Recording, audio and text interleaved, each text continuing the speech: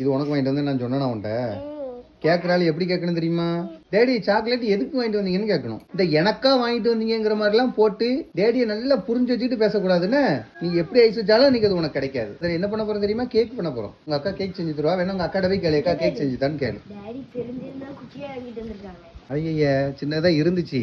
ஆமா ஒண்ணுதான் இருந்துச்சுமா. உண்மையில சத்தியமா ஒண்ணுதான் இருந்துச்சு. கேக் செஞ்சுட்டு மீதி இருந்தா சாப்பிட்டுருங்க, அவ்வளவுதான். என்கிட்ட கேட்க உங்க அக்காட்ட கேளு.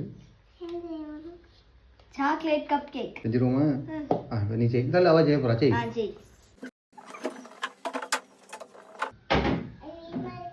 பரவாயில்ல வந்து செய். பரவாயில்ல வா செய். எதுக்கு பிளான் பண்றான்னு தெரியுதா? டேய் உன்னை சாப்பிட சொல்லல, சாக்லேட் கேக் செய்யின்னு சொன்னேன்.